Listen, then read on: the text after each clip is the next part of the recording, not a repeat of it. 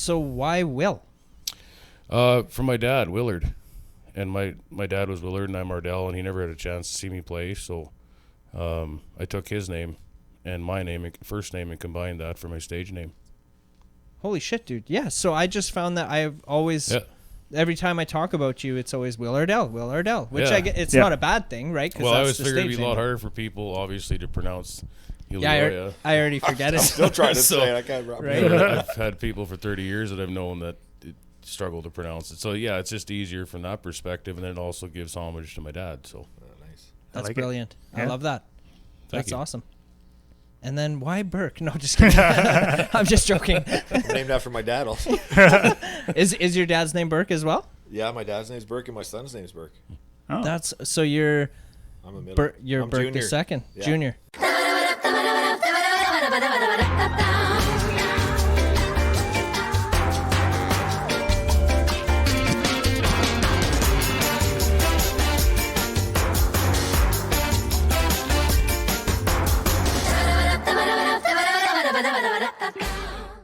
Drop the darts.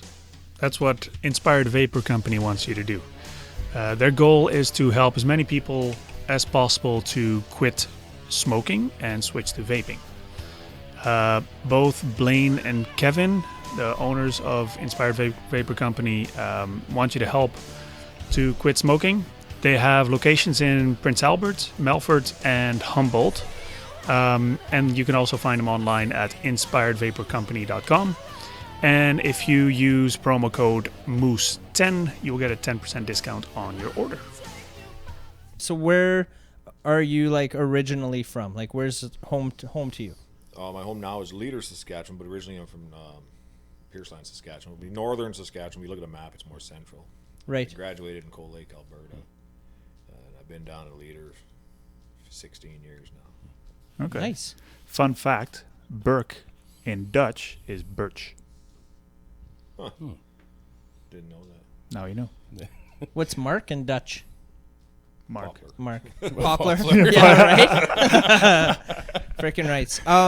No, I want to genuinely thank you guys for doing this episode with us. I love doing these on location things. Yep. Big shout out to SkullCreek Studios for granting us to use the space and Just put your hand in the and the shell. help with the audio. So we've got some there you go. SkullCreek guys here behind the scenes. So thank you for that. We really appreciate it. Yeah. This is episode, I want to say 110 of the Sit Down Podcast.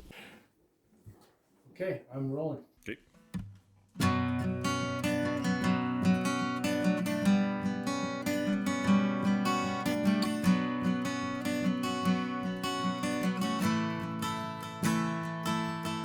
It's winter time in Saskatoon. Spring ain't gonna come too soon. As I'm walking down Avenue C, I stop in at the Salier to see if they can lend a hand and help a brother out when he's down. They do all that they can do, but hopefully enough to see me through this cold snap that we're in.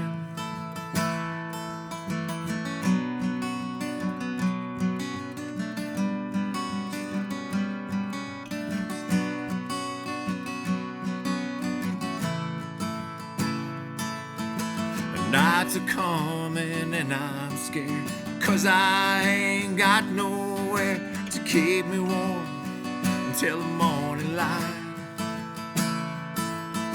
And I see headlights come my way. I wanna run but decide to stay. Goddamn, I should've ran for my life. You see, I'm a native man, living on this native land. They don't like seeing us out at night, so they load me up and away we go. I pass a lot to them city homes. They stopped the car and they said, have you ever been on a starlight tour with Saskatoon boys in blue? Those northern lights are so pretty when it's 40 below.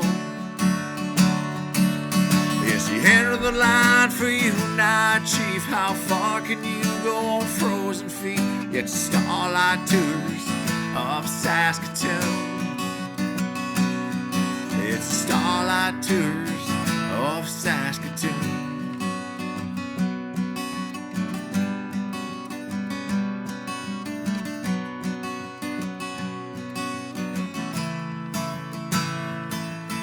They kicked me out and there I stood, wondering, wishing how I could find my way out of here.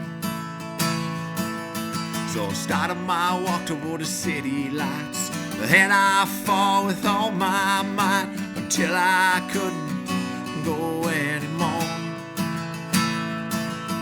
So I laid down in that frozen hell. I couldn't cry and I couldn't yell, and I knew then I wasn't going home. And no one was there to hold me tight as I froze to death that night. And I recall the last words I ever heard. Have you ever been on a Starlight Tour with the Saskatoon boys in blue? Those northern lights are so pretty when it's 40 below. It's the end of the line for you now, Chief. How far can you go on frozen feet? It's the Starlight Tours of Saskatoon. It's the Starlight Tours of Saskatoon. It's the Starlight Tours of Saskatoon. Thank you. Yeah, man. Good. Yeah, this episode's going to be fun packed. We've got 6 songs for you guys this episode.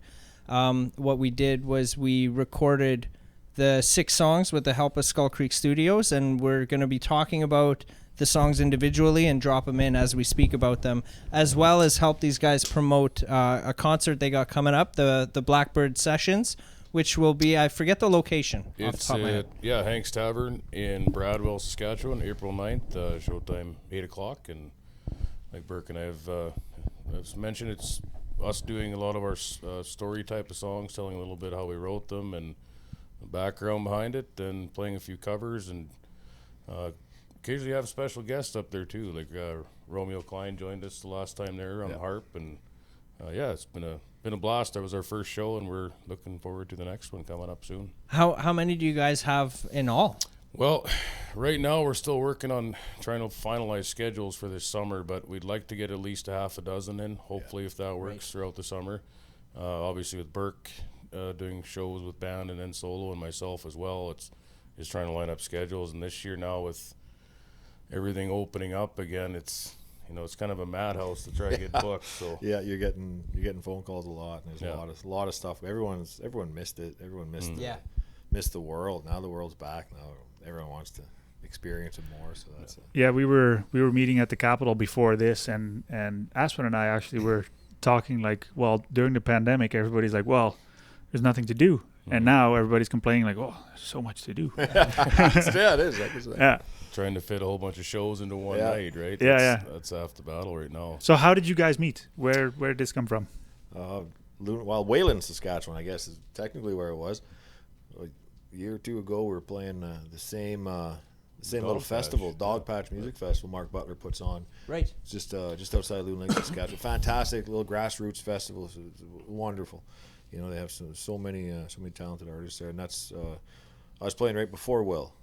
And I met him backstage, had a nice little bullshit session with him in there, and and ever since then we've just kept in touch, and it's our music's kind of speak to each other, right? It's the same, but it's different. There's a lot of storytelling. in it's based on honesty, right? We're not making things up.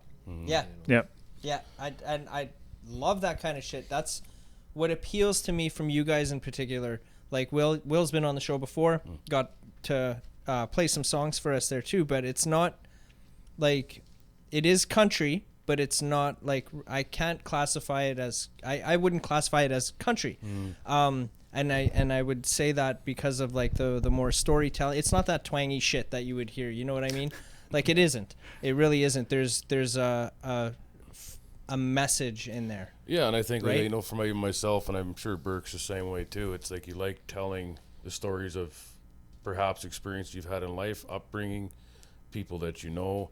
I think that's why we kind of hit it off right away. And after we met that day at the dog patch there, we just became really good friends, for lack of a better phrase. But yeah, just keeping in touch, and we have the same kind of style and different upbringings, but similar stories in a sense, if that Right. makes sense. Yeah, And it definitely does. Like and- even when I hear you guys play, some of it I can't really put myself in those shoes, but I understand what you're saying in the songs. Like for example, I'm trying to like some of it's new for me too, so I'm trying to like I have to listen to it a few more times to really get in deep to it. But like for example, the first song that you played this evening, like it. The Starlight Tour. Listening to it, it didn't make me uncomfortable, but it kind of made me uncomfortable a little bit, and I haven't been able to piece together why. I've seen the video a few times too, so I know what the song's about, right? And I know the story behind it, and I just still, honestly, I'm still just trying to wrap my head around it. Yeah. Like that's an impact that your music, both of you guys, that's the kind of impact that your music is putting out there. It's not just like a song that you can dance to or anything. Like the story has a message behind it, and there's some actual power behind it. And I have the utmost respect for that kind of art that you guys are doing. Like I fucking love that shit. I really do, truly do. appreciate that. Well, Yeah, to that- me, that's the point of the art. That's the point of the music. Like when I take a pen and a paper and a guitar, I'm not trying to write down what I heard on the radio earlier that day. I don't give a shit what they're doing in Nashville or LA or I don't care. You know, that's been done. They can keep it. I want to write down what I feel. You know, I want to make music that makes my ears happy. You know, it has to be palatable, obviously, but I want to make you feel something. Yeah. You know, and a lot of the stuff I write about, like Starlight Tour, I'm not looking to make anybody feel sympathetic with something like that. What I'm looking to do is make someone feel empathy. Like when I wrote that song, I felt like I was the victim of that story, and that's how I wrote that song. From that perspective, I pictured myself standing on the outskirts of Saskatoon, freezing to death, looking at the lights. Yeah. You know, imagining what some of these people went through. You know, their last breath before hypothermia took them. And I didn't feel sympathetic for these people, but I felt the empathy. I felt what they must have felt. Right. And that's my goal for all my songs, especially my really deep emotional ones, is to put you in the shoes, put the listener in the shoes of the characters in my stories. Yeah. You know? Right. Is that how not traumatizing, but how difficult is that to put yourself in that kind of headspace to create that kind of music? Like fuck man, that's I can't imagine that being something simple to do. No, it's Right? emotional. It's emotional. You'll find I'll find myself teared up in songs, and as soon as I find myself teared up and emotional, and I'm like, okay, I'm onto something here. Because if I'm doing that, the listener's going to be doing that. Right. You know? And like we talked earlier, I'm not singing about my opinions. Yeah. Because the opinions are like assholes. Everyone's got one. It don't matter. Yeah. Yep. You know what I'm doing is I'm most of my stories are factual stories. You know, and the Starlight Tour, I wrote that shortly after the anniversary of the Neil Stonechild incident. And the reason I wrote that is because I read an article about Neil Stonechild. And I read the article, and I'm like, wow, you know, and I was familiar with these Starlight Tours, Right. but I never really dove into them at all. So once I read that article, I read a little more, and I'm like, oh, I need a guitar. So, Yeah. And that's how it sparked it, right? But yeah, it's emotional. It sticks with you when I was scared when I sang that chorus, you know, like those northern lights were so pretty. It was 40 below. Yeah. You Yeah. know, like Yeah. the way That line stands out. that, It really does. You know, it's not a scary line, but it's a terrifying line. Yeah. You know, Yes. like, Yep. So, but yeah, it's hard. It's an emotional process for sure. Yeah. So when I saw when we were looking into your music, Starlight Tour came up on YouTube, and I was like the Starlight Tour, and then I clicked play and was like, oh, it is the Starlight Tour. Yeah. So, for people who don't know what Starlight Tour is, just look it up. It's all over. Just Google it, man. Yeah, we don't have to explain it. But I mean, I think the song explains it pretty much what it was. Oh, yeah, I mean, not in detail. Factual, not in detail because you only have 3.5 minutes or whatever. But yeah. I think that's an important thing too. Like Berk and I have talked as a songwriter, is to be able to deliver that, like you said, with that emotional impact. Yeah. Doesn't matter what the subject matter is. Doesn't matter what line you have to cross to deliver it. I think we need more of that in a sense. Absolutely. In every kind of art. I mean, there's a place for everything else too, but I think the lasting art and the art that has the most impact, societal wise and personally wise, on individuals, is art of that nature that has a message. Is stuff that stands out for the next 10, 20, 30 years. Yeah, For sure. yeah, because we were talking about let's call it bro country. Yeah. There's only so many times, and whoever listens to it, great. But there's only so many times I can hear someone singing about blue jeans, cowboy boots, tailgates, and And whatever. stuff like that has its place. Sure. I understand. Yeah. I've been no different, I suppose, at times in my life when I was younger too. I think for the long-term longevity of all of it, I think you have to evolve as a songwriter, and you have to become better. You can still write lighthearted songs, but at the same time, you have to have songs that have some depth to them. That means something to people. Yeah. But like, why do you do what you do? Exactly. Why do you do what you do? I don't do what I do to sound like Buddy down the street. Exactly.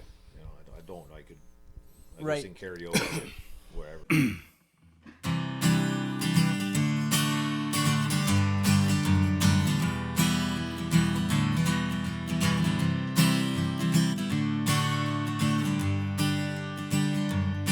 Sometimes I'm a raging fire in a whirlwind smoke, drinking whiskey from the Father to drown the Holy Ghost. I don't let the hard times kill me, ain't nothing gonna break my heart. Whoa, writing songs here in the dark. The truth is, this wide world turns too fast, and we'll never plant the future if we keep digging up the past. Should I crash and burn, Lord, hope I leave a mark. Whoa, writing songs here in the dark. Blame it on that wild western wind, or the poetry of a madman neath my skin. Know that I love you, baby, like a meadow loves a lark. Whoa, writing songs here in the dark.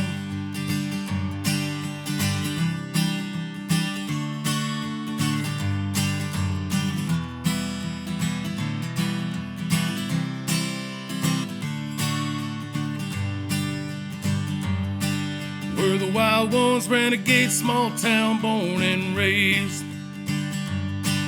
Our sweet salvation lies beyond the lines of the interstate.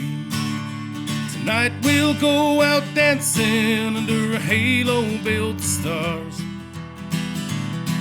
Whoa, writing songs here in the dark. Blame it on that wild western wind, or the poetry of a madman neath my skin. Know that I love you, baby, like a meadow loves a lark. Oh, writing songs here in the dark, searching for a place we can find. Oh, far from the world we leave behind. Blame it on that wild western wind, or the poetry of a madman neath my skin.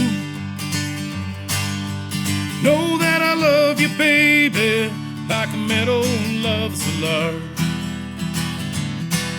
Oh, writing songs here in the dark. Oh, writing songs here in the dark. Thank you.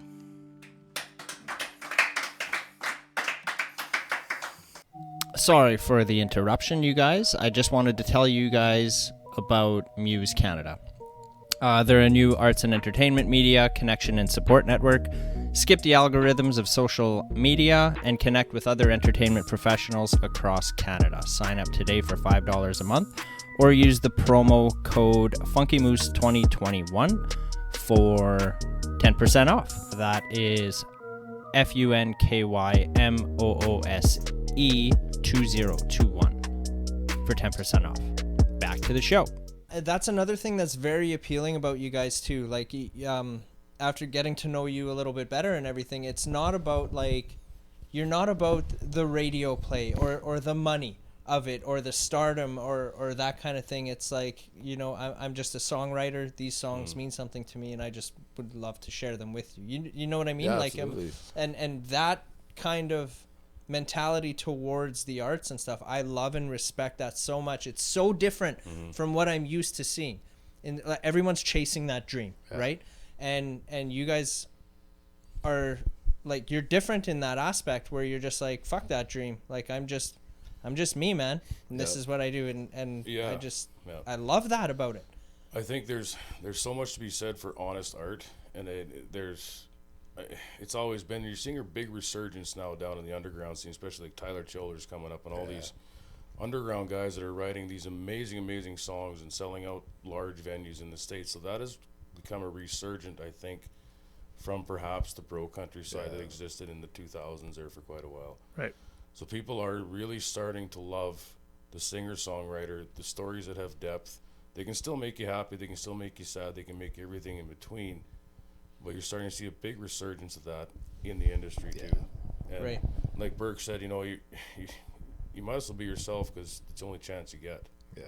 There's no point trying to be like anybody else. Right. And it is. I agree, I would agree. It's like, it's the truest thing. Like, it's like you're putting all your cards out face up on the table, man. Like, this is what it is. Absolutely. And I also think that the people that listen to the bro country evolved with those artists. Absolutely. Maybe. Yeah. Well, it's the industry. Like, if you turn a radio station on, they're going to give you the same 40 songs.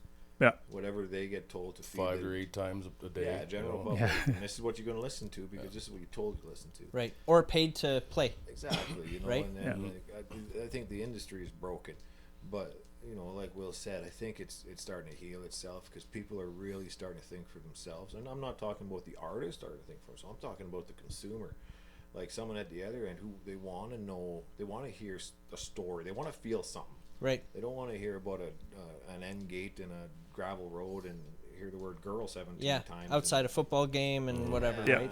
You know, it's like I call it, paint by numbers has been done. If you do it, good for you, man. That's awesome. Don't worry about me. I'm not your competition. You know. Yeah. And I always look at it too. Like even we've talked about like songs that, because him and I have quite a few songs that are maybe of darker nature and darker subject matter. But I'll tell you what, those kind of songs actually end up being more healing and positive at the end of the day than this fake Band-Aid of happiness that exists. Yeah, Right. Because that doesn't solve a problem. It's like putting a Band-Aid on an artery wound. It doesn't actually, you don't stitch it up.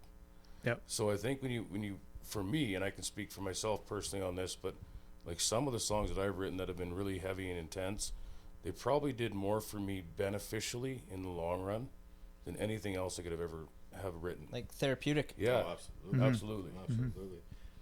I went through. I dealt with alcoholism for a long time, and I ended up in an institution about 8 years ago. And after that, it was a lot of my music. Really, it was my therapy.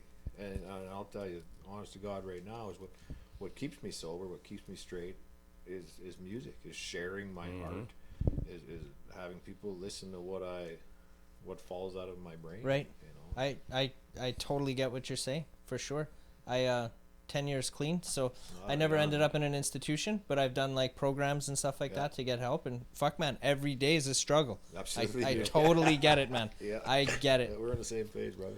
Yeah, for sure. Okay, this one's not a crybaby song. So.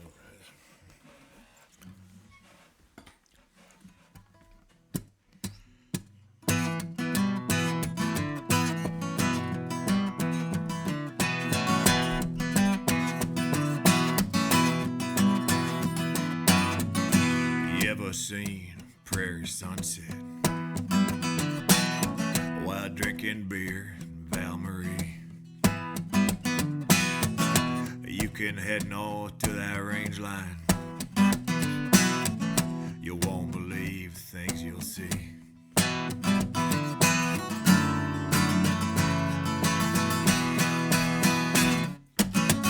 Have you pulled a fish from Primrose through that cold and lonesome ice? And how that whiskey will warm you? Have you feeling oh so nice? This is where you come from.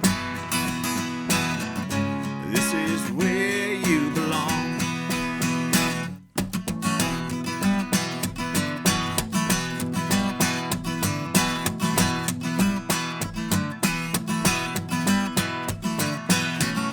Now you head south past the Martineau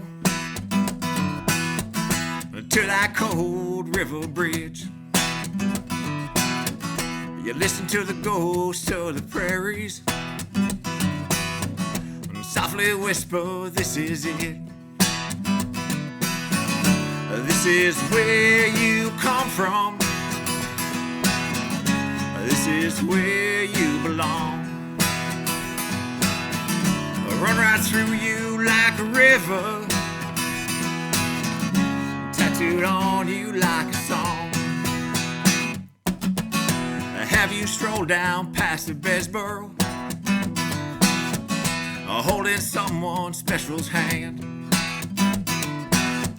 They call it the Paris of the prairies. I can totally understand. You cross that bridge over to Broadway, you hear those blues men laying it down. They take the stage every night and give you that old familiar sound. I seen this province east to west, I felt its power north to south. I listened to the ghosts of the prairies, softly reminded me of that this is where you come from. This is where you belong. Run right through you like a river, tattooed on you like a song. Tattooed on you like a song. Tattooed on you like a song. Tattooed on you like a song. Thank you.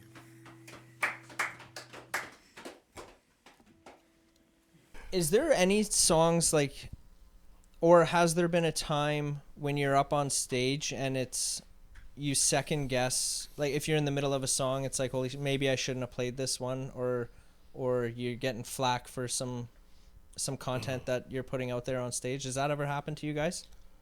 Do you want to go first, Berk? Or? Sure. Well, a lot of my songs are indigenous based. I'm an indigenous man, right? And I got a lot of songs. Starlight Tour, obviously. Right. You know, it's about racism. I just sang a song tonight called White Man's World. Yeah. You know, that's dealing with the Canadian government. I wrote a song about my grandfather called Indian Boy and his time in residential schools. You know, there's people that they doubt that the residential schools didn't happen. They'll say, it's like, come on. the man who raised me was in one. Yeah. And but no, back to your question. When I'm on stage and I'm delivering a song, I'm fully committed to it, and it is you take what you want from it. You can. I hope you like it. If you don't, well, that's that's not their mine to choice. own. Yeah, that's yours to own. I'm never out to offend anybody ever. A lot of my songs, I will build my set list according to the room. I won't go into a room where I know some of my songs are good. Like if I got hired to play the Policeman Balls in Saskatoon here, I would not be playing Starlight Tour to them. No. If I wouldn't end well for me, Probably a good idea. Might be singing about me later. But I try to build my set list. But yeah, there is when you sing about controversy and like you talk about racism and child abuse and addiction, mental they're health, all touchy subjects. Suicides. Yep. Some people take it really hard. Some people take it like I say, I listen to Will's songs, and I view it as therapy, right? And it makes me think. It makes me feel something. Yes. Yeah.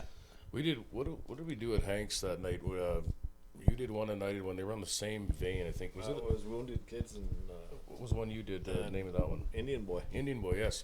Yeah. We did those songs right back to back, right? Because they're speaking about similar things that happen, right? Right. But Wounded Kids, like when you're talking about songs that people have struggled with listening to, it's the same thing. Like Berk said, is that occasionally, like I had one person really upset that I would bring up the subject matter of child abuse in church, which that song is kind of about, and because that's uncomfortable for them. Right. Because maybe it hit too close to home. Yeah. And when it becomes something like that, I think you just have to stick with your art in a sense, because you're speaking the truth. Yeah. And the truth isn't always going to be popular, in a sense. So. Right. But we played those two songs back to back, and that's a heavy 8 minutes right there. There was a lot of tears in that audience. But well, for me, so as an immigrant into Canada, things like the Starlight Tours, things like the whole racism was new to me. So every day, well, almost every day, I'm learning about this racism. Now, of course, Holland, where I'm from, is pretty multicultural. So I brought up open-minded, like the color of your skin doesn't matter, So I have to admit, when I moved to Canada, I was shocked by how much racism there was. And, hearing that in a song, every time I hear, like, Starlight Tour, for example, like maybe what you said, uncomfortable, maybe, not to a point where it's like, oh, I don't want to hear this, but it's like it makes me think. Yeah, that's what, like I said, I need to wrap my head around it a little bit more. I need to listen to it a few more times, because it's triggering something. Yeah, sit in it. Just sit in it. Exactly, right? So what is it that's in the bed, right? Yeah. It's what is it that's making me feel this feeling that I'm unfamiliar with right now? Yeah. And why is it doing that? And to be able to explore that, I think is essentially what the intent of the song is to do. Yeah. Right. So why would I deny myself doing that? Yeah, like it's part I of the ride, enjoy it, and I want it. It's telling me something, right? It's not only there's a song, but the universe, the feelings that I'm having. There's a reason for that. What is it? And how does a person grow or learn without those pains? Yeah. Because it has to be done that way. I think that's the honest way of doing things. Become more understanding and more empathetic, and realizing along the way. And sometimes that stuff hurts to realize it. Yeah. And I think that as a songwriter is probably the highest thing you can ever do for people, and the best thing you can ever do for people. Yeah, I definitely agree. Yep. There's a lot of sensitivity in today's society. It's just like, I think we're all around the same age, and like look at back in like early 90s, like how and to where we are today. Yeah. Like you say the word fuck and people are gonna turn it off. Mm-hmm. Right, I probably just lost half our viewers right now. Like legit, man. It's fucking bullshit. Yeah, but you know what I mean, and it's like, why is that word so offensive to you? Yeah. It's just a fucking word, man. Chill out, relax, or get to the bottom of why that word is. You consider that word so offensive. Have you watched the history of swear words on Netflix? I think I started. I started to. Fucking great. It's Nicolas Cage. Have you watched it? No, I'm going to now though. It's I think it's 6 episodes, and they pick an specific- offensive word. You're gonna put the link in this. So. Yeah, for Yeah, sure. good. Does he act it out to like really Nicolas Cage? Oh, yeah. Oh, perfect. Oh, yeah. That's great. Nicolas Cage. It. What is this word? Yeah. Fuck. Yeah. But that's like that. There's that guru too, and he was just on Rogan. Yes, and like he's got multi-viral videos out there, and one of them in particular is about the word fuck and how it's like a noun, it's a verb, it's an adjective, it's all in how you use it. Yeah. And he's absolutely right. It's just a word. So whatever that feeling that the word is giving you, like there's something underlining there that you need to dig a little bit deeper. I think it's a delivery of it, right? Yeah. Like the word microphone could be offensive depending how I use it. Yeah. Right? It's that exactly. Yeah, like it's all in the just a delivery. word. It's not going to cause you physical harm. I was gonna say, are you comparing their songs to fuck? You know what? Actually, yes, a little bit, because like if somebody was to listen to your music and get offended in it, I guess trying to compare it to the word, to me saying the word fuck. Like if that offends you, like if your music was to, like there's something deeper than just that. Well, And- Starlight Tour, for instance, I wrote the song, and when I write songs, I'm in my house with guitar. My wife, she's probably just white noise to her now. But that song I wrote, and I'm like, Jenny, I think I'm onto something here. She's like, don't record that song. I'm like, why? Don't. Like this was Saskatoon Boys in Blue. She's like, you can't use that line. I'm like, why not? She's like, you're picking a fight. I said, picking a fight and telling a story. And so we actually had a pretty good argument about it, Jenny and I, and I value her opinion probably more than anybody's. Yeah. But I was holding my ground. I said, if I'm gonna sing a song about police brutality and change it for fear of police brutality, I may as well not do it at all, right? You know. And another friend of mine is like, yeah, I don't know if you should do that. And I was like, oh man, we have like. So these people telling me this, in my mind, triggers that we have to do it. Yeah. Because this fear shouldn't even be here anymore. Yeah, we shouldn't have to hide as a lyricist or as an artist behind things that are truth. That's right. You know. Yeah. So. Like, yeah. I talked with Aspen to speak on the same note. We've been working on some stuff, down the line for different songs. And I remember talking with Aspen. I had some lyrics in one of the songs called "Whipping Boy." That I'm like, oh, that might be a little bit questionable. He's like, no, man, just say it like it, and it's not wrong. It's just very heavy hitting. So you always sit there and you go, I wonder. There's always that in the back of your mind sometimes. But I think at the end of the day, if you're speaking your truth or what is true, the people that get offended by that, that's maybe an issue that they have to deal with. Yep. Because the truth is the truth no matter what. It doesn't take a side. Absolutely. Yeah, I definitely agree. In recovery, I've learned that I'm powerless over everything, right? Except for myself, my own feelings, my own emotions. That's the only thing I've got any maybe little bit of control over. If I say something that offends you, that's on you that you're offended. Yeah. It doesn't affect me, right? If you don't like it, don't listen to it. It doesn't, that's just how like it is. in my recovery, I lost the ability to lie. Right. When I sobered up, I Honesty. no longer possess the ability to lie. So if I tell you something, it's true. Yeah. If you don't like it, it's not my problem. Yeah. You know, I'm like if I don't like your toque, and I'm saying it's an ugly fucking toque, I'm Yeah. probably not going to say that because Right. that's just me being an asshole. But if I But said you'll it, it'd text be it true. later. You know? Exactly. Yeah. But yeah, so and I've lost and, the it, ability and to if I got offended from you saying that, that's on me. lie.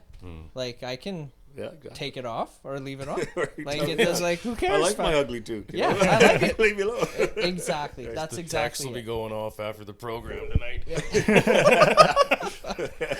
Exactly. Should No, add the Did you see screenshots. Aspen's too?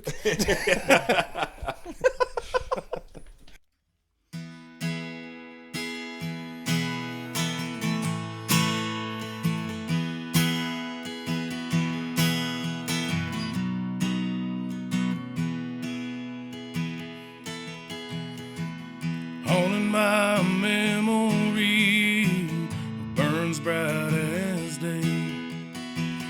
Cold whiskey and all living won't keep her at bay. She's the devil in disguise, and this is a wicked game.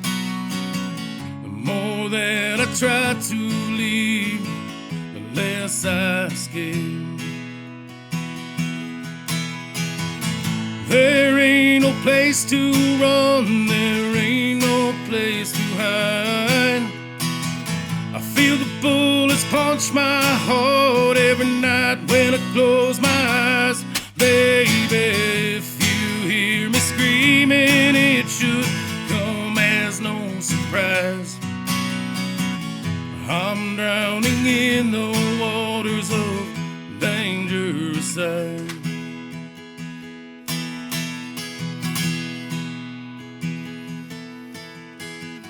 Like smoke from the ashes, she slips in my room, piercing my heart and soul under the light of the moon, charring the photographs of all my old flames.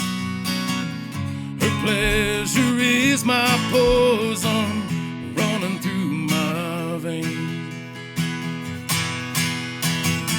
There ain't no place to run, there ain't no place to hide. I feel them bullets punch my heart every night when I close my eyes. Baby, if you hear me screaming, it should come as no surprise. I'm drowning in the waters of dangerous side. Amongst the brave, she follows me around with a tear-stained veil.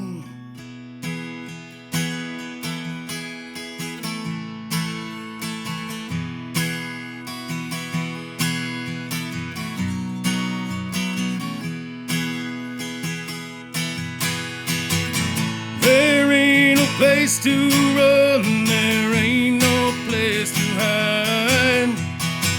I feel them bullets punch my heart every night when I close my eyes. Baby, if you hear me screaming, it should come as no surprise. I'm drowning in the waters of dangerous side. Dangerous side, dangerous side.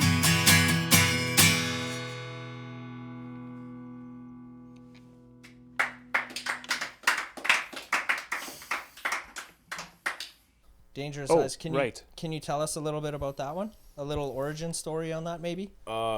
It's not really that great, to be honest, but Just be Brace truthful. yourself, yeah. It's just be truth. This is Honestly. truth. But I had written the melody for that before I went to Toronto. This was years ago, and I didn't have any lyrics for it.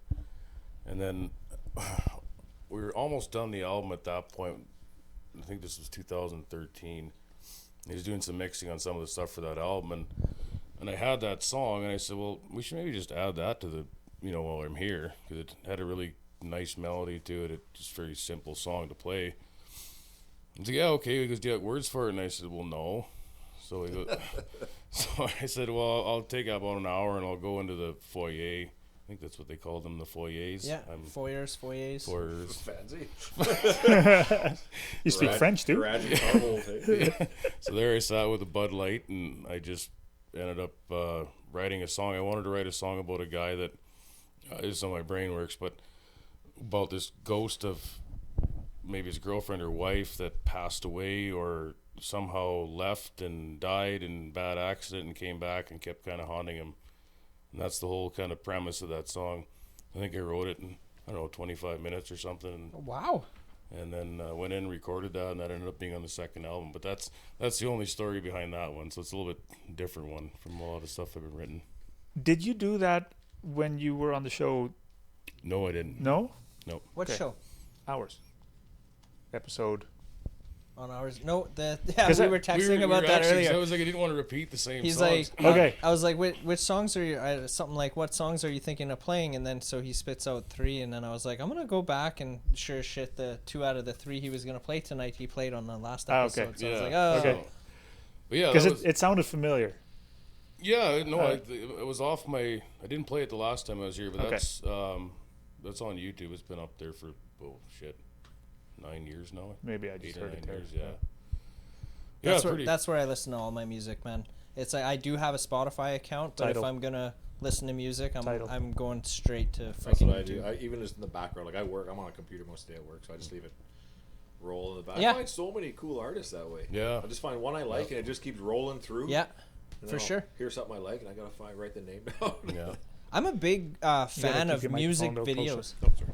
A little bit. Of but- music videos too. Maybe it's because I'm in that Much Music MTV Soul School, era yeah. kind of thing, but like, dude, I would much rather watch a video too. There's so much that goes into it.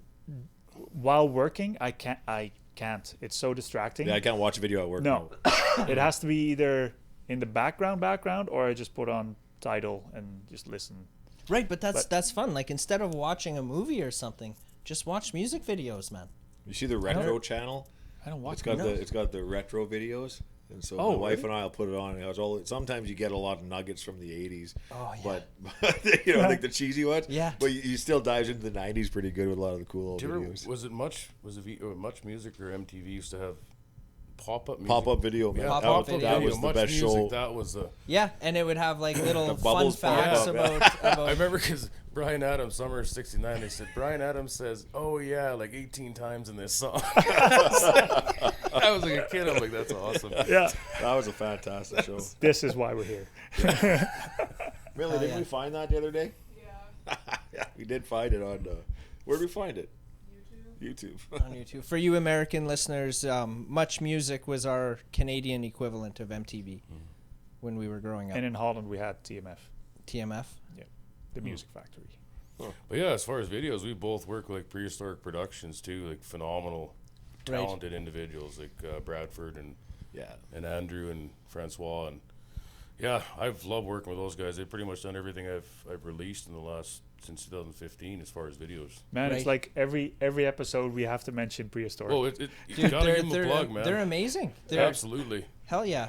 yeah. Yeah, because great boys. the last one you did with them was Highway to the Sun, right? That's correct, and I think you Yeah, did Starlight Tour. I did Starlight. with the Starlight. boys, too. Yeah. It was- In the I wanted to ask too, in the Starlight video, how did you get LJ. LJ to star in the video? Oh, he's a friend of mine.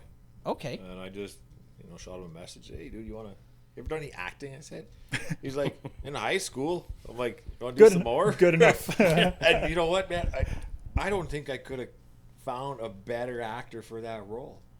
At the beginning, it was a long day for LJ. Like, we did, a lot of the scenes was one day, and then LJ's scenes was all day, another day. And it was cold out, man. And at the beginning of the day, he's kind of got some pep in his step. He's looking a little too happy for the situation he's in. And Romeo, the guy who played the cop, he's like, he's way too happy. He's got to do something about that. And the temperature started getting colder. And about 2 hours later, Rome's like, yeah, that's what he's got to look like. By the end, man, he's like, he did not want to be there. So, LJ, thank you, man. Shout out to appreciate LJ, it. man. We LJ love Tyson, you. check We out his love new you, buddy. single, Sober, I think it's called. It's a great song. Yeah, it's like Yeah. hitting the top Yeah. charts. Yeah, right now. fantastic. LJ is a super talented dude. Yeah, it debuted. I saw it debuted. It's can't remember what number. But yeah, it Yeah. debuted pretty good. on 38 that or something. Yeah, Yeah. he's doing well. He's excellent artist. Yeah. Agreed. You had our boy Kit in Highway to the Yeah, Sun. he was in Highway to the Sun. Yeah, they shot that most of his parts the second day. The first day we did that B&N Metals in Saskatoon here. We shot the band part of it there, and then the next about a week later, then Kit was doing his parts on it. So yeah, kind of the same thing. That was in the capital, wasn't it? Some of it. No. Oh yeah. Okay. Yeah. Kit's part was in the capital. Yeah. Yeah. Some of it was but the actual band part was at B&N Metals here. Yeah, In Saskatoon. Do you remember where the shot of like the long gravel road? Do you remember where that is? No, because I wasn't there for that part of it. That was Kit's part. Right. So So there that- was that video was released around the time Kit came to our studio when he came on our episode. I actually think it wasn't far from that, because I believe that's what Andrew or Brad told me that. You might have to check with them, but I think because dude, I'm like that looks like Bellevue Road almost. Yeah. And the night that Kit came, he kind of like he was maybe a mile away from the studio, and like I was legit standing on the road waiting for him to like show him where the studio was. I saw this car like the headlights coming down, and like it stopped and like turned around, and I'm like texting him like, dude, like that was What the hell are totally you you. doing? Like, why are you turning around? Like, go one more mile kind of thing. And then and it was shortly after that I saw the video, and I'm like, this like just seems very similar to what we just went through, like fucking Kit driving down this long straight dirt road. With Brad, I'm pretty sure he told me where that was, but I couldn't be certain. I don't think that it's the Bellevue Road, but it like if Yeah. you didn't know it, you'd be like, holy shit, that's there's so many of those in Saskatchewan. I was gonna say right? there's a lot of gravel roads. Yeah. That just looks like a field to the right, field to the left. Exactly. How would you know? Yeah.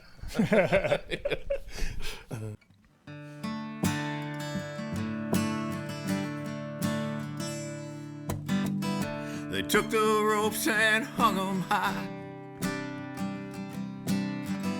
and 8 men lost their lives.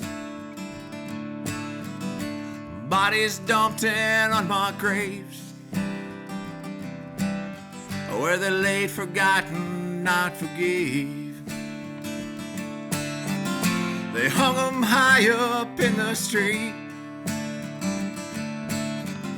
for every one of us to see. They made our children watch in fear,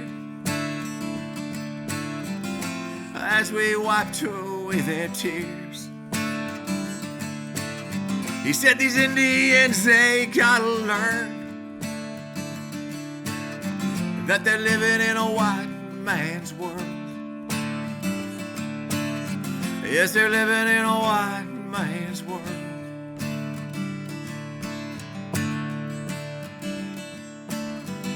Only English spoken court in Johnny's awful fort. The words they heard they did not know, but still it led them to the gallows pole. They hung 'em high up in the street, for every one of us to see. They made our children watch in fear, as we wiped away their tears. He said these Indians, they gotta learn that they're living in a white man's world. Yes, they're living in a white man's world. Lessons taught, lessons learned, by who we are and where we were. We're still standing on this land, with every color of man.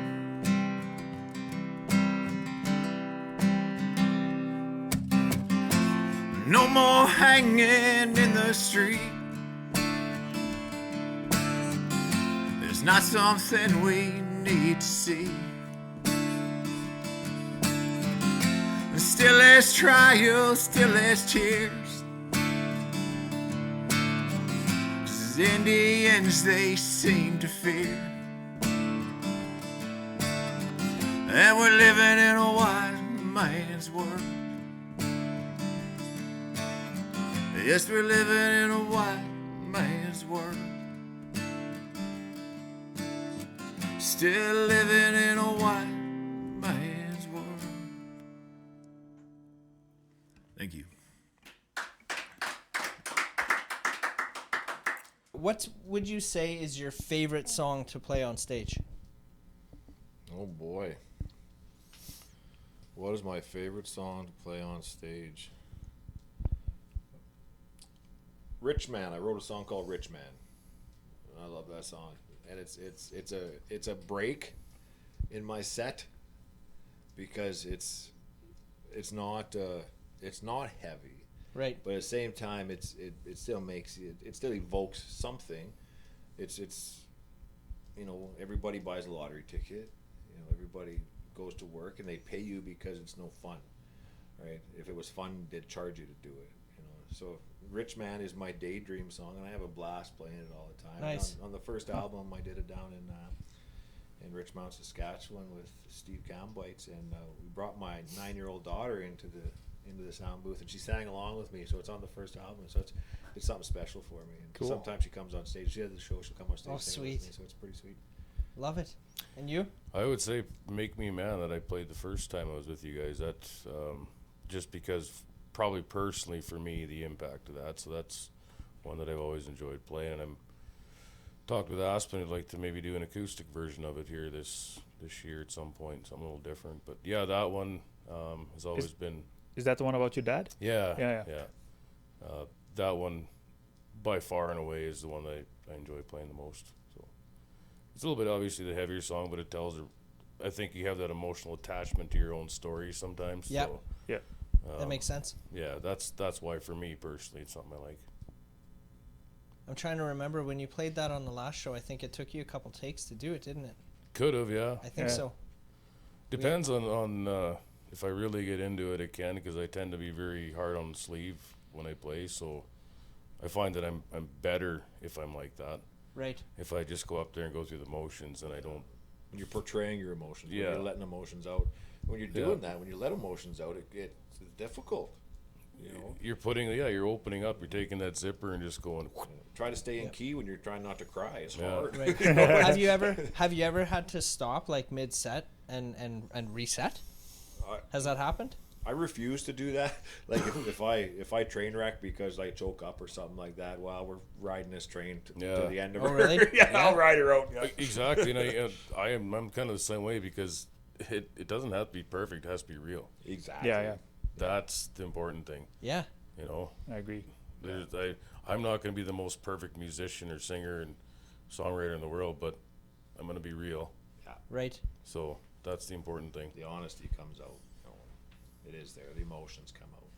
Like when I sing Indian Boy on stage, I have, like I'll usually warn the audience. I'll say, I have trouble singing this song. Yeah. I do. It's about my Oh, yeah. grandfather. And he was the most important person I ever had. And then the things that happened to him. And as I'm singing the song and telling his story, I'm feeling the emotions, and I get choked up when I'm doing it, right? For sure. And it happens. And, it means I'm doing it right. Yep. I would agree and encourage to keep doing it Yeah, absolutely. the way you're doing it. They always tell us to people, and it may sound silly to some, but I find that if I play the show right the way I should have played it, that I almost have to get done and just go like in a different place for about 10 minutes, because if you're not playing that hard or letting it out that hard, I don't feel like you give it enough, and that to me is probably the best way to do it. And if I don't do that, I don't feel like I've played the show hard enough, as far as the singing wise or playing wise or emotional wise to the audience. That to me is the most important part of it. Almost like you need about 15 minutes just to decompress a bit. That's interesting. So don't come up to you right after a show. Oh no, obviously you can't. But it's just that's Chill it kinda out, man. that's kind of my personality if I do it right. Yeah. So there's some nights you're just whatever it is. It's natural. You're just not always on your game. So that's the way it is. But How long have you guys been performing? Not together, but just even individually. I've been performing that long. I was pick around a guitar for quite a while, but I didn't start performing until after I sobered up. I sobered up and I started boxing as a form to stay sober. Then I hurt my back, so I started a boxing club in my garage, and we opened up a boxing club in Leader, the Sandhill Boxing Club, and it's still going great. Kenny Bloom's still running; he's doing a great job.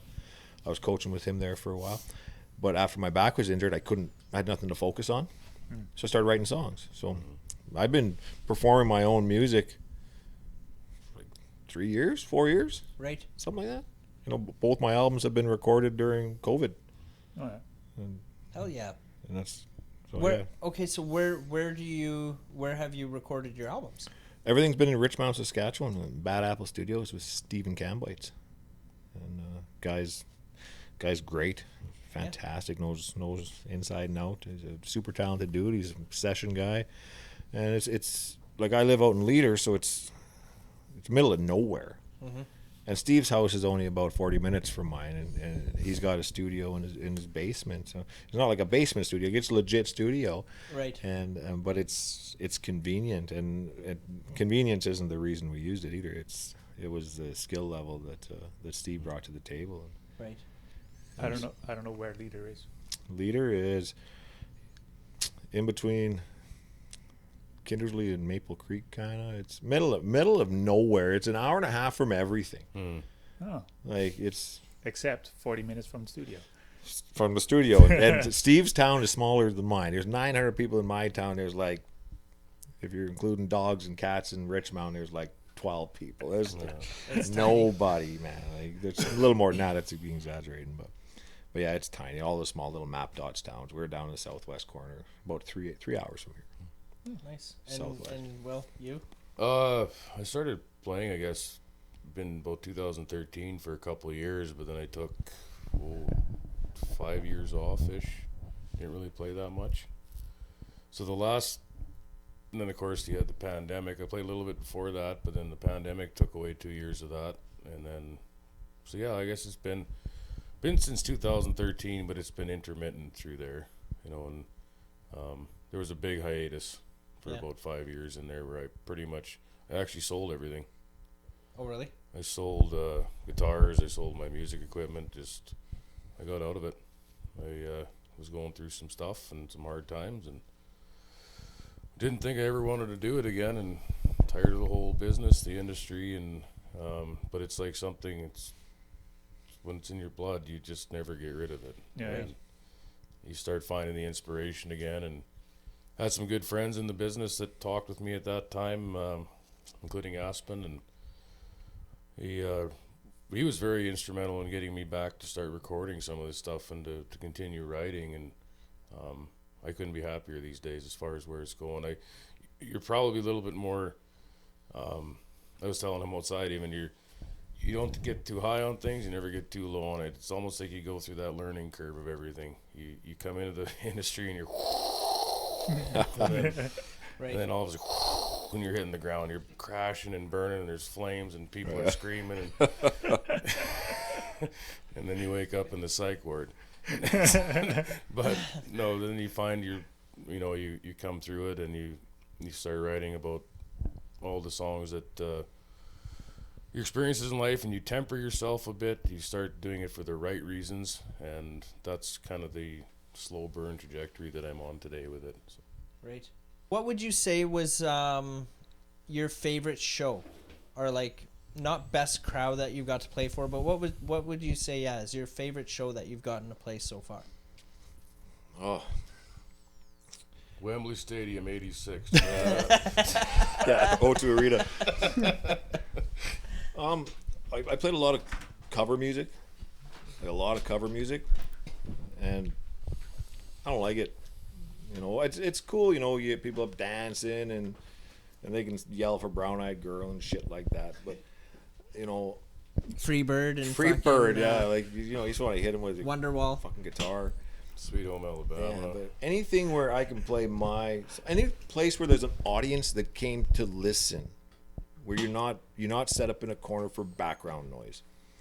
Like we went to Hank's and they were attentive. People were listening to the stories. Mm-hmm. Some at times they're stone silent. They're staring at you. It can make you a little nervous. Mm-hmm. Yeah. Like in your cover band, you make a mistake. Nobody gives a shit. I forget a line in one of my songs, like, oh my god. Yeah. But to nail it down to a favorite gig, any gig where I play my songs. Yeah. Any place where I can share my songs. Hang on, back that up a little bit. Is that just in your head because you messed up your own lyrics? Yeah. And actually, I don't know about you, Will, but anytime I find it way easier to play cover songs than my own originals. And I think the reason for that is a lot of these cover songs, they burned into your brain since 1992. It's wired in there. The song White Man's World I played tonight, I wrote that 2 weeks ago. It's like, and trying to remember your own lyrics, which they're not burned. And once you're in the studio in the vocal booth and you go through all the editing and you listen to it over and over again, listening for the smallest little glitches and stuff like that, then it starts getting programmed in. But and then there's the pressure. It's like, well, you should never screw up your own song. Yeah. But you do. Oh yeah, I feel the same way. It's like I could play 1,000 times in my room if nobody's listening, paying attention. Yeah. The minute you put lights and a camera in front of me, I will screw it up, and that's just seems like the guaranteed thing a lot of times. But yeah, like Berk was saying, it's anytime you can play your own stuff to a receptive audience. Yep. That's phenomenal, and it makes it worthwhile for what we all do in that regard. Just even I've always said I'd rather have 2 people that sat there and loved my stuff and wanted to play my stuff, or even possibly sang back some of my own songs to me, than 1,000 people that I was just another act coming through the door. Right. Yeah, absolutely. Right. Well, you had it here tonight, so. Yeah, Oh, it was great. Yeah, it was awesome. So if you noticed, I don't know about you, Will, but you noticed my eyes when I sang? Did anyone notice my eyes? No. Because they were closed the whole goddamn time. I got 1 gigabyte left here, so So wrap it up. we gotta wrap it up. Start talking like an auctioneer. Do it. Yeah. Actually, this is a weird story. While we're on camera, a great place for it. I used to practice as an auctioneer as a little kid. Like my dad used to have the CB radios from our combines, so I'd go in the porch, because where he kept them, and I was so enthralled by auctioneers, and I would practice their dialect, like their verbatim, how they would say things. I became really good at it for a while. So you're gonna have to do it now. You gotta try. You can't build it up You like can't that. start the sentence and not Can finish it. you edit it though? Because it might suck. I don't want to have it suck. On If camera. it sucks, I won't leave it in. Yeah, It's organic. Let's leave it be. We'll watch the playback after and see. I'm going to turn a little bit of 25 and 25 and 25 and 25, a little bit of 35 and 35, and I have about to ask him, got a 15 on the hat. About a 15 to a $17 bit of 17 to 17. Yeah. Fuck yeah.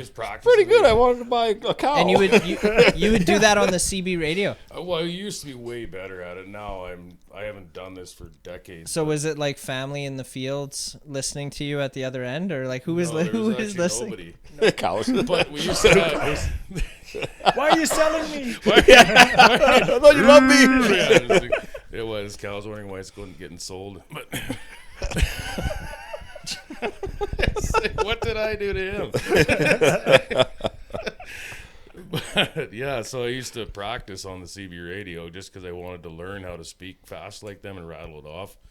Of course, when you don't use it for years and years, you lose that flow. Right. But you give me like an hour, I'd be better at it. I just have to go in the bathroom and make a lot of noise, and I'd get it. Sell a lot of shit in the bathroom. That sounded pretty bad, actually. Yeah. Well, yeah, you just have to go and you have to practice. It takes that verbatim to get all your inflections in the right spot to make that rolling rumble of dialect. So, I never understood why they did it that way. yeah, like Yeah, you why just, can't like, they just fucking talk Why can't normal they and be say, like, yeah, so you want who- 10 like, bucks, yeah, 20 bucks, 25. right? Yeah, exactly. Agreed. We went to the No, it's fun. That's the why. PBR in Saskatoon when I was a little kid, and the first time I ever been to the PBR car auction back then, and I think about 5 or 6, and Dad's like, whatever you do, don't even scratch your nose. So what's the first thing that happens? Well, everything starts itching, and I'm just like not wanting to raise my hand because I was certain that if I did raise my hand to do this, and he'd have to buy that car. Yeah. That's idiotic. You're at 5 years old, but I accidentally bought a horse when I was drunk one time at an auction. You serious? Yeah. Yeah, for $100. nice. My wife was outside having a smoke, and she comes back in. She's like, "Someone told me you bought a fucking horse." Yep. What are you gonna do with a horse? I don't know. That's hilarious. That's reason number 172 why I quit drinking. You ever go to auctions? Once or twice, I yeah. bought a car from the. Oh yeah. It was you like did. the Prince Albert auction. Police auction. Yep. Dead And body in the trunk. No.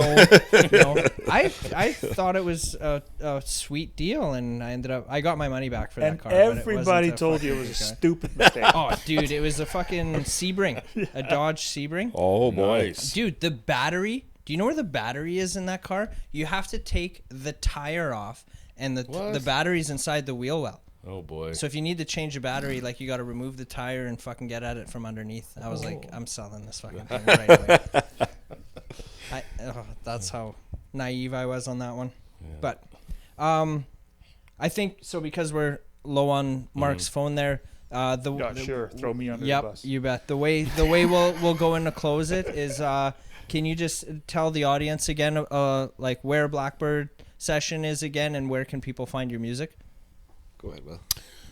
The Blackbird Session is coming to Hank's Tavern April 9th, 8 p.m.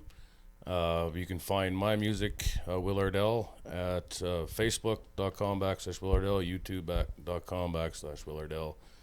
Everything Spotify, iTunes, etc. Mr. Berk? Yeah, just Berk Jodoin, just punch her in. It's on every digital platform. Get a hold of me. I'll come sing in your backyard for you if you want.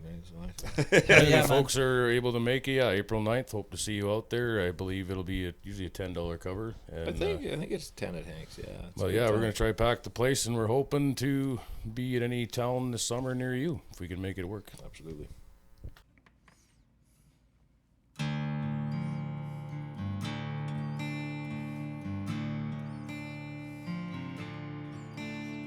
It's hard to talk about the end.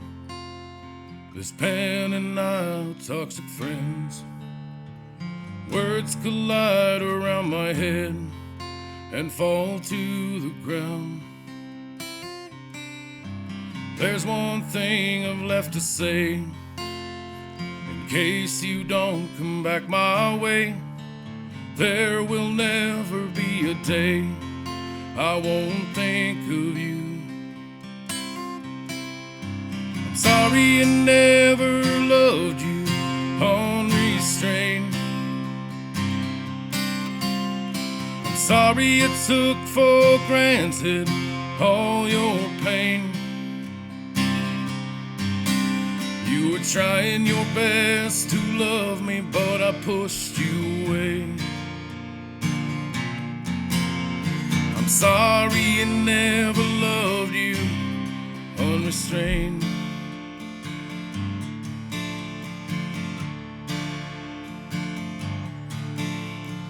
Maybe someday in your life you'll hear those old footsteps of mine, ones that remind you of the better times.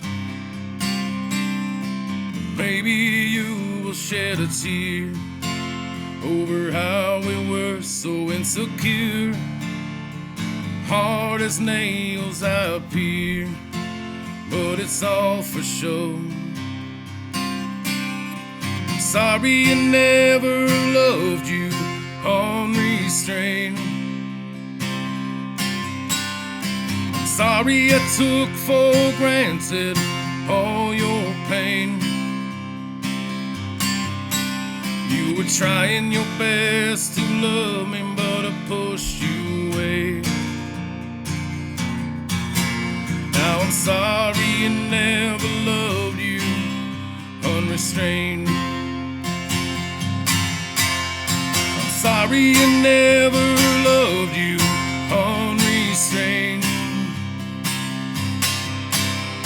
I'm sorry I took for granted all your pain. You were trying your best to love me, but I pushed you away. Now I'm sorry I never loved you unrestrained.